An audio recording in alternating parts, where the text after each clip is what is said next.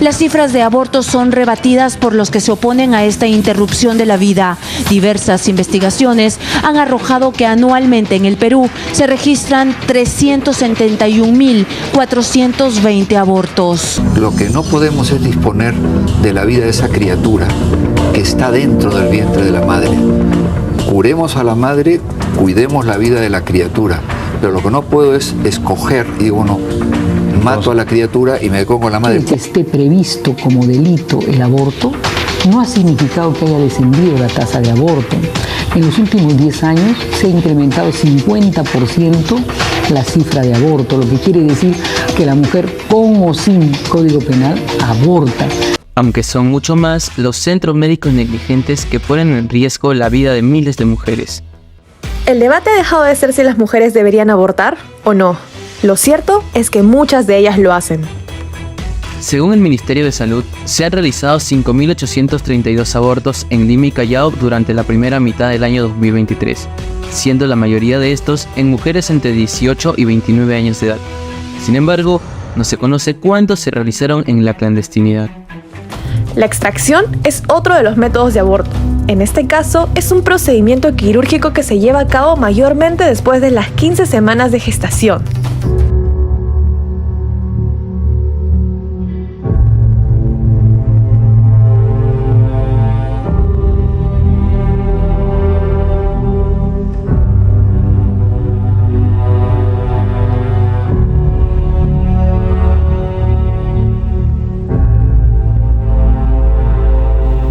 El debate sobre la legalización del aborto ha sido abordado de diferentes perspectivas, éticas y científicas, lo cual ha generado discusiones complejas sobre el valor de la vida humana.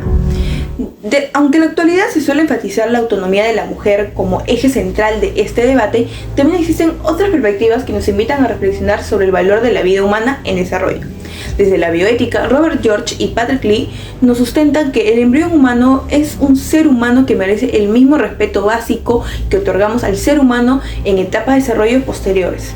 Esta afirmación nos permite interpretar que el embrión humano no es una realidad moral distinta, sino un ser humano en sus primeras etapas de desarrollo que merece respeto y consideración ética. En ese sentido planteamos que la dignidad humana no depende del valor, del grado de desarrollo, sino de la condición del ser humano. De manera complementaria, Miguel Cottou explica que el principal problema del aborto es que se centra en la discusión del estatus moral del embrión humano, ya que no existe una convención absoluta sobre el comienzo de esta protección ética plena. En ese sentido, señalamos que el estatus moral del embrión humano es uno de los principales problemas de la bioética actual. Esto nos permite entender que este debate no es ni sencillo ni cerrado, sino que involucra diferentes interpretaciones sobre el inicio de la vida moralmente protegida. A partir de estas perspectivas, podemos comprender que el debate sobre la legalización del aborto no se limita únicamente al ámbito legal o social, sino que involucra análisis profundos sobre el valor de la vida humana en desarrollo y criterios éticos que la sociedad utiliza para protegerlas. En este sentido, el tema continúa siendo objeto de reflexión y debate en la bioética actual. Para abordar este tema sobre la legalización del aborto, hay que verlo desde una perspectiva ética y jurídica, y alejarnos de los dogmas y centralizarnos en un principio universal que es la igualdad humana. Por eso, el filósofo de derecho John Phoenix argumenta de manera contundente que el embrión o el feto humano no es una potencial de vida, sino es un ser humano real con una potencial de desarrollo continuo. Desde el momento de la concepción, existe una identidad radical, genética y continua. Por eso, la ley de un nacido y no de un recién nacido es una frontera completamente radical, ya que si vemos que el valor de un ser humano depende de su desarrollo, de su crecimiento o la identidad con otras personas, estamos destruyendo lo que es la misma base de derechos humanos, que es la desigualdad intrínseca.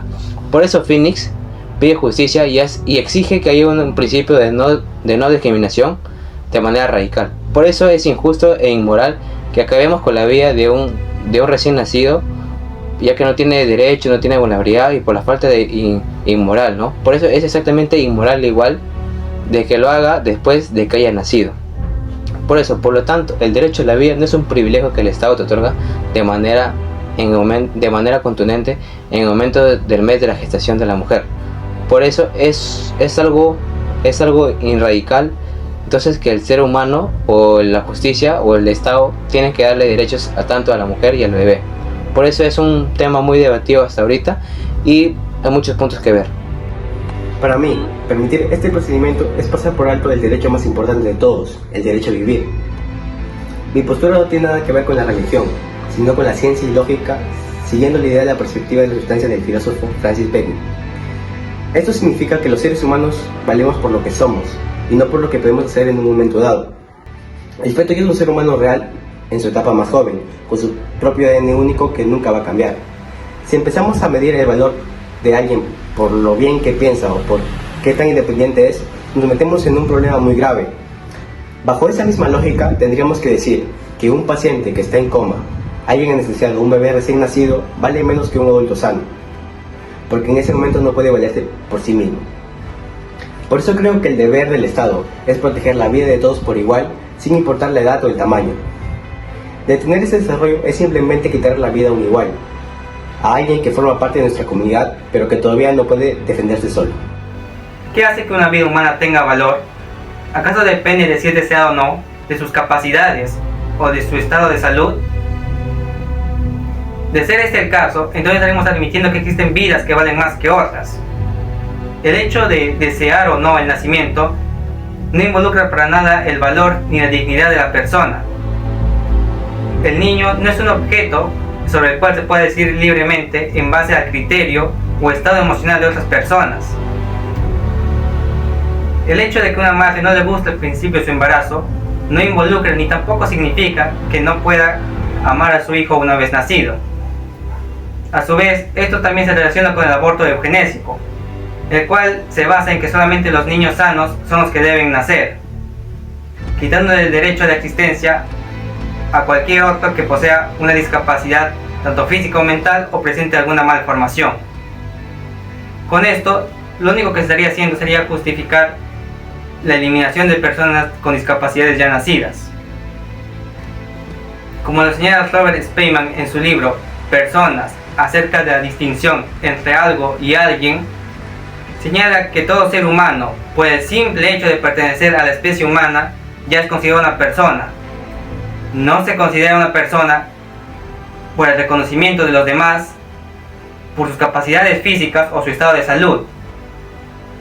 Su reconocimiento tampoco se basa en el Estado o en sus padres, sino algo que posee ya de por sí, por su propia naturaleza.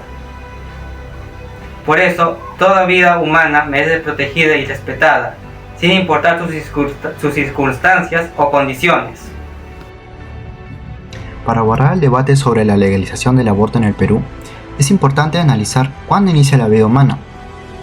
La postura concepcional indica que el momento de la concepción da origen al ser humano en cuanto persona, aunque esta característica se desarrollará a lo largo del tiempo. Además, se señala que el óvulo fecundado muestra que desde el primer instante que se encuentra fijado el programa de lo que será el ser viviente, un hombre individual con características ya determinadas. En ese sentido, diversos especialistas en medicina humana manifiestan que la vida de cada persona comienza con la fecundación y que todo ser vivo comienza con la unión de espermatozoides y el óvulo. Asimismo, para los defensores de la existencia de un individuo desde la primera célula, entre la potencia y el acto solo media el tiempo. Es decir, un tiempo que hace explícito lo que estaba implícito al principio. Por ello se sostiene que la teoría que debe adoptarse es la que propone el fenómeno de la concepción como el inicio de la vida humana. En mi opinión, estos argumentos respaldan la idea de que la vida humana comienza desde la concepción. Por ello considero que la legalización del aborto no debería aprobarse, ya que implicaría interrumpir una vida que ya existe desde el momento de la fecundación. Además, si se reconoce que el embrión posee una identidad biológica propia desde sus primeras etapas de desarrollo, también debería reconocerse su derecho a la vida y a recibir protección. Por estas razones, estoy de acuerdo que la postura que sostiene la concepción marca el inicio de la vida humana. El no nacido representa la expresión más clara de la indefensión, careciendo del derecho de su propio espacio en la comunidad humana, careciendo también de la representación política de la capacidad de sindicación. Una sociedad que avala suprimir la vulnerabilidad según su nivel de madurez y rentabilidad económica es una sociedad que destruye los valores que nos protegen a nosotros mismos como seres humanos. Suelen comprender que el aborto es el modelo ideal de la emancipación y la autonomía de la mujer.